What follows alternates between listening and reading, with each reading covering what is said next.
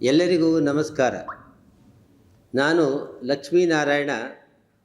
ಭಾರತೀಯ ಸಂಸ್ಕೃತಿ ಉತ್ಸವ 7 ಏನು ಸೇಡಮಿನ ಹತ್ತಿರ ನಡೀತಾ ಇದೆ, ಇದಕ್ಕೆ ನಾನು ವೈಜ್ಞಾನಿಕ ಸಲಹೆಗಾರನಾಗಿ ಮತ್ತು ವಿಜ್ಞಾನ ಲೋಕದ ಮುಖ್ಯಸ್ಥನಾಗಿ ಕಾರ್ಯನಿರ್ವಹಿಸ್ತಾ ಇದ್ದೇನೆ.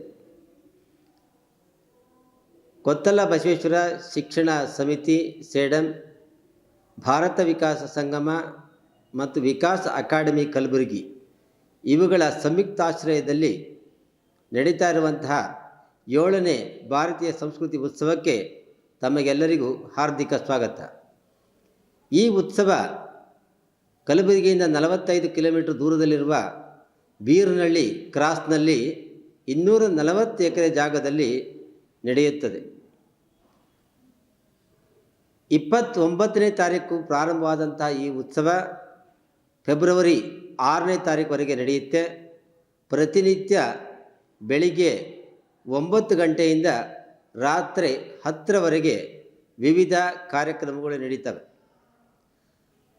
ಪ್ರತಿನಿತ್ಯ ನಡೆಯುವಂಥ ಉತ್ಸವಕ್ಕೆ ಒಂದೊಂದು ಉಪವಿಷಯಗಳನ್ನು ಇಟ್ಟು ಈ ಉತ್ಸವವನ್ನು ನಡೆಸಲಾಗ್ತಾ ಇದೆ.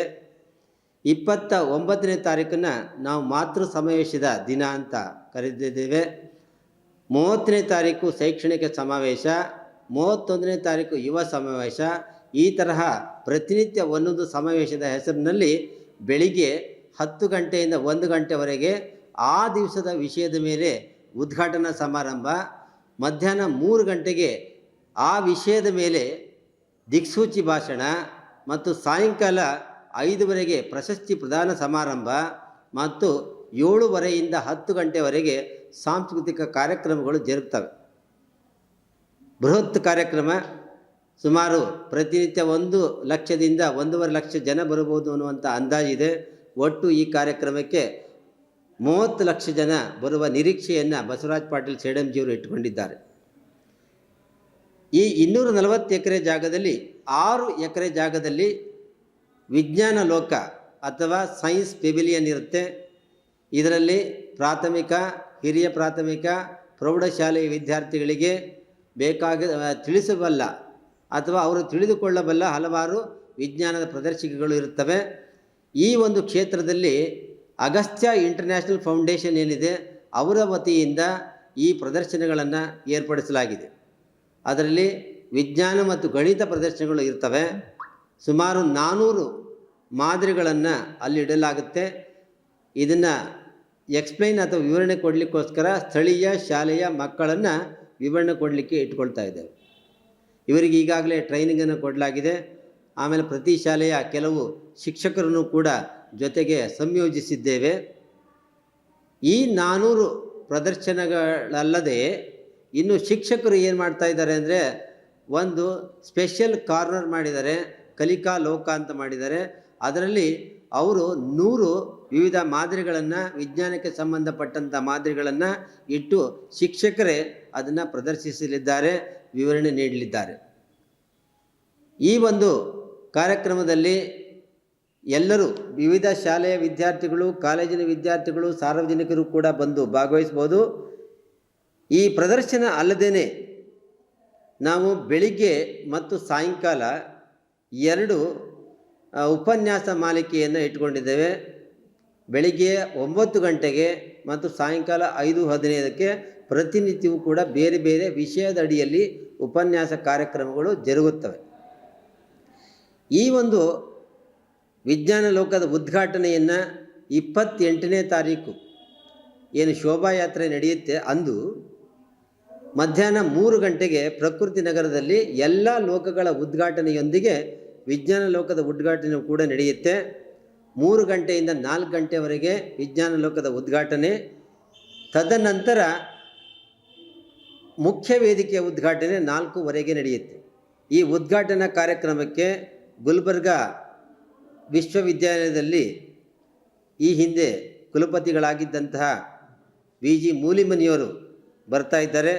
ಅದಲ್ಲದೆ ಅಗಸ್ತ್ಯ ಇಂಟರ್ನ್ಯಾಷನಲ್ ಫೌಂಡೇಶನಿನ ಸಂಸ್ಥಾಪಕ ಅಧ್ಯಕ್ಷರಾದಂಥ ರಾಮ್ಜಿ ರಾಘವನ್ ಬರ್ತಾ ಇದ್ದಾರೆ. ಅದಲ್ಲದೆ ಗುಲ್ಬರ್ಗಾ ವಿಶ್ವವಿದ್ಯಾಲಯದಲ್ಲಿ faculty of science and technology ಮುಖ್ಯಸ್ಥರಾಗಿರುವಂತಹ ಸುಲೋಚನ್ ಅವರು ಕೂಡ ಬರಲಿದ್ದಾರೆ. ಈ ಒಂದು ಕಾರ್ಯಕ್ರಮ ಮಾಡಲಿಕ್ಕೆ ವಿವಿಧ ಶಾಲಾ ಕಾಲೇಜಿನ ಮತ್ತು ಯೂನಿವರ್ಸಿಟಿಯ ಕೆಲವು ಸೈನ್ಸ್ ಎಕ್ಸ್ಪರ್ಟ್ಗಳನ್ನು ನಾವು ಕೂಡಿ ಒಂದು ಸಮಿತಿಯನ್ನು ಕೂಡ ಮಾಡಿದ್ದೇವೆ. ಯಾಕಂದರೆ ಇದರಲ್ಲಿ ನಡೆಯುವಂತಹ ಸುಮಾರು 18 ಲೆಕ್ಚರ್ ಸೆಷನ್ಗಳು ಬೆಳಿಗ್ಗೆ ಮತ್ತು ಸಾಯಂಕಾಲ ಏನಿದೆ ಅದನ್ನು ಆಯೋಜನೆ ಮಾಡುವ ನಿಟ್ಟಿನಲ್ಲಿ ಮತ್ತು ವಿಜ್ಞಾನ ಪ್ರದರ್ಶನ ಸೂಕ್ತವಾಗಿ ನಡೆಯುವ ನಿಟ್ಟಿನಲ್ಲಿ ಎಲ್ಲ ಅರೇಂಜ್ಮೆಂಟ್ ಮಾಡಲಿಕ್ಕೋಸ್ಕರ ನಾವು ಅದಕ್ಕೆ ಏನು ಮಾಡಿದ್ದೀವಿ, ಒಂದು ಕಮಿಟಿಯನ್ನು ಮಾಡಿದ್ದೇವೆ.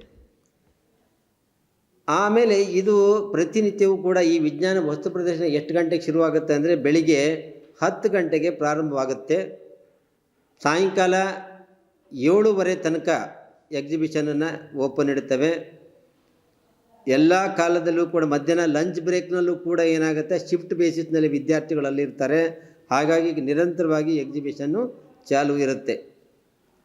ಆಮೇಲೆ ಈ ವಿಜ್ಞಾನ ಲೋಕದ ಒಂದು ಭಾಗದೊಳಗೆ ಆ ಪೆಂಡಾಲ್ನೊಳಗಡೆ ಒಂದು ಸೈನ್ಸ್ ವಿಡಿಯೋ ಕಾರ್ನರ್ ಅಂತ ಮಾಡಿರ್ತೀವಿ. ಅಲ್ಲಿ ವಿಜ್ಞಾನ ಕ್ಷೇತ್ರದ ಸಾಧಕರು, ನೊಬೆಲ್ ಪಾರಿತೋಷಿಕ ಪಡೆದವರು, ವಿಜ್ಞಾನದ ವಿವಿಧ ವಿಷಯಗಳಿಗೆ ಸಂಬಂಧಪಟ್ಟಂಥ ವಿಡಿಯೋಗಳು, ಆ್ಯನಿಮೇಷನ್ಗಳನ್ನು ಹಾಕುವಂಥ ವ್ಯವಸ್ಥೆಯನ್ನು ಕೂಡ ಅಲ್ಲಿ ಇಟ್ಕೊಂಡಿದ್ದೇವೆ. ಯಾಕಂದರೆ ಇಷ್ಟೆಲ್ಲ ಮಾಡೋಗಳನ್ನ ನೋಡಿ ಸುಸ್ತಾಗಿರ್ತಾರೆ. ಆವಾಗ ಏನಾಗುತ್ತೆ, ಅಲ್ಲಿ ನಾವು ಒಂದು ವಿಡಿಯೋ ರೂಮ್ ಮಾಡಿದರೆ ಅಲ್ಲಿ ಕೂತವರು ಕೂಡ ವಿಜ್ಞಾನದ ಬಗ್ಗೆ ಹಾಗೆ ತಿಳ್ಕೊಳ್ತಾನೆ ಇರ್ಬೋದು. ಸುಮ್ಮನೆ ಸಮಯ ವ್ಯರ್ಥ ಮಾಡೋ ಬದಲಾಗಿ ಆ ಥರ ಒಂದು ಇರಲಿ ಅಂತ ಮಾಡಿದ್ದೇವೆ. ಇದು ಅಲ್ಲದೆ ಇದರಲ್ಲಿ ನಾವು ಸಂಚಾರಿ ವಿಜ್ಞಾನ ವಸ್ತು ಪ್ರದರ್ಶನ ವಾಹನಗಳನ್ನು ಕೂಡ ಇಡುವಂಥ ಒಂದು ಆಲೋಚನೆ ಇದೆ.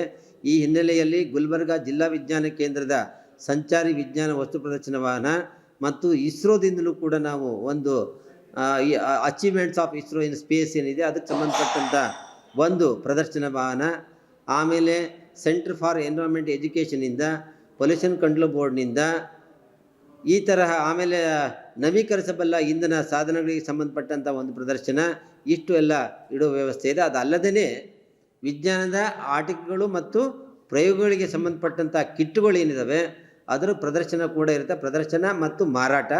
ಇದಕ್ಕೆ ಪುಣೆಯಿಂದ ಕುತೂಹಲ್ ಒಂದು ಆರ್ಗನೈಸೇಷನ್ ಏನಿದೆ ಅವರಿಂದ ಮತ್ತು ಇನ್ನೊಬ್ಬರು ಆರ್ಗನೈಸೇಷನ್ ಅವರು ಬರ್ತಾರೆ, ಮತ್ತು ಡೆಲ್ಲಿಯಿಂದ ಒಬ್ಬರು ಬರ್ತಾರೆ. 3 ಕಡೆಯಿಂದ ಕಂಪನಿಗಳಿಂದ ಅವ್ರ ಮಾಡೆಲ್ಗಳನ್ನು ತಗೊಂಬಂದು ಇಟ್ಟು ಅದನ್ನು ಪ್ರದರ್ಶನ ಮಾಡೋದಲ್ಲದೆ ಮಾರಾಟವನ್ನು ಕೂಡ ಮಾಡ್ತಾರೆ. ಸೊ ಈ 6 ಎಕರೆ ಜಾಗದಲ್ಲಿರುವಂತಹ ಈ ಪ್ರದರ್ಶನವನ್ನು ಸಾರ್ವಜನಿಕರು ಬೇರೆ ಬೇರೆ ಲೋಕಗಳಲ್ಲಿ ನಡೆಯುವಂಥ ಪ್ರದರ್ಶನ ನೋಡೋದ್ರ ಜೊತೆಗೆ ಈ ವಿಜ್ಞಾನ ಲೋಕದ ಪ್ರದರ್ಶನವನ್ನು ನೋಡಬೇಕು. ಜೊತೆಗೆ ವೈಜ್ಞಾನಿಕ ಜ್ಞಾನವನ್ನು ವೃದ್ಧಿ ಮಾಡಿಕೊಡ್ಲಿಕ್ಕೆ, ಯಾಕಂದರೆ ಇಂದು ಜೀವನ ವಿಜ್ಞಾನಮಯ, ತಂತ್ರಜ್ಞಾನಮಯ. ಸೊ ವಿಜ್ಞಾನ ಇಲ್ಲದೆ ನಮ್ಮ ಇಂದಿನ ಏನು ಐಷಾರಾಮಗಳು ನಮಗೆ ಸಿಕ್ಕಿದ್ದಾವೆ ಅವು ಸಿಗಲಿಕ್ಕೆ ಸಾಧ್ಯವೇ ಇರ್ತಿರಲಿಲ್ಲ. ಅದಕ್ಕೆ ಮೂಲಭೂತ ವಿಜ್ಞಾನದಲ್ಲಿ ಬೆಳವಣಿಗೆ ಆದ್ರ ಮೂಲಕ ತಂತ್ರಜ್ಞಾನ ಮತ್ತು ಎಂಜಿನಿಯರಿಂಗ್ ಆಸ್ಪೆಕ್ಟ್ಗಳನ್ನು ಜೋಡಿಸೋದ್ರ ಮೂಲಕ ನಮ್ಮ ಜೀವನ ಸುಧಾರಣೆ ಆಗಲಿಕ್ಕೆ ಬೇಕಾದಂಥ ವಿವಿಧ ಗ್ಯಾಜೆಟ್ಗಳು ತಯಾರಾಗಿದ್ದಾವೆ. ಹಾಗಾಗಿ ಇಂದು ನಾವು ವೈಜ್ಞಾನಿಕ ಯುಗದಲ್ಲಿದ್ದೇವೆ. ಅದು ಕಂಪ್ಯೂಟರ್ ಕ್ಷೇತ್ರದಲ್ಲಿ, ಮಾಹಿತಿ ತಂತ್ರಜ್ಞಾನ ಕ್ಷೇತ್ರದಲ್ಲಿ ಬೆಳವಣಿಗೆ ಆಗೋಂಥ ಕ್ಷೇತ್ರದಲ್ಲಿದ್ದೇವೆ. ಹಾಗಾಗಿ ನಾವು ಬಾಹ್ಯಾಕಾಶವನ್ನು ಕೂಡ ಇಲ್ಲಿಂದ ನೋಡ್ತೇವೆ. ಪ್ರಪಂಚದ ಯಾವ ಮೂಲೆಯನ್ನು ಕೂಡ ನೋಡುವಂಥ ವ್ಯವಸ್ಥೆ ಸ್ಯಾಟಲೈಟ್ಗಳು ಇರೋದ್ರಿಂದ ಸಾಧ್ಯವಾಗಿದೆ. ಸೊ ಇದಕ್ಕೆ ನಮ್ಮ ದೇಶದಲ್ಲಿ ವಿಜ್ಞಾನ ತಂತ್ರಜ್ಞಾನದ ಕೊಡುಗೆ ಇತ್ತೀಚೆಗೆ ಏನು ನಾವು ಗಮನದಲ್ಲಿಟ್ಟಿದ್ದೇವೆ, ಅದೇ ರೀತಿ ಬಹಳ ಹಿಂದಿನ ಕಾಲದಲ್ಲೂ ಕೂಡ ಆರ್ಯಭಟ, ಭಾಸ್ಕರಾಚಾರ್ಯ, ವರಾಮಿಯರ ಇಂಥವರು ಬಹಳ ವಿಜ್ಞಾನದಲ್ಲಿ ಸಾಧನೆಯನ್ನು ಮಾಡಿದರು. ಅವರುಗಳಿಗೆ ಸಂಬಂಧಪಟ್ಟಂತಹ ಫೋಟೋ ಪ್ರದರ್ಶನವೂ ಕೂಡ ಅಲ್ಲಿರುತ್ತೆ. ಭಾರತೀಯ ವೈಜ್ಞಾನಿಕ ಪರಂಪರೆಗೇನು ಬೆಳವಣಿಗೆಗೆ ಯಾರ್ಯಾರು ವಿಜ್ಞಾನಿಗಳ ಕೊಡುಗೆಯನ್ನು ಕೊಟ್ಟಿದ್ದಾರೆ ಅಂಥದ್ದು ಕೂಡ ಇದೆ. ಸ್ವಾತಂತ್ರ್ಯ ಪೂರ್ವದ್ದಿರುತ್ತೆ, ಸ್ವಾತಂತ್ರ್ಯ ನಂತರ, ಮತ್ತು ನಮ್ಮ ವಿಜ್ಞಾನದ ಪರಂಪರೆ ದೇಶದಲ್ಲಿ ಏನಿತ್ತು ಅದಕ್ಕೆ ಹಿನ್ನೆಲೆಗೆ ಸಂಬಂಧಪಟ್ಟಂತಹ ಫೋಟೋ ಎಕ್ಸಿಬಿಷನ್ಗಳು ಕೂಡ ಇರ್ತವೆ. ಸೊ ಇಂತಹ ಎಲ್ಲ ಒಂದು ಮಾಹಿತಿಯನ್ನು ಸಾರ್ವಜನಿಕರು ಇಲ್ಲಿ ಪಡ್ಕೊಳ್ಳಿಕ್ಕೆ ಈ ಬೀರನಹಳ್ಳಿ ಕ್ರಾಸಿಗೆ ಜನವರಿ 29ರಿಂದ ಫೆಬ್ರವರಿ 6 ತನಕ ಬರಬೇಕು ಅಂತ ಹೇಳಿ ಮತ್ತೊಮ್ಮೆ ಸುಸ್ವಾಗತನ ಬಯಸುತ್ತೇನೆ. ಧನ್ಯವಾದಗಳು.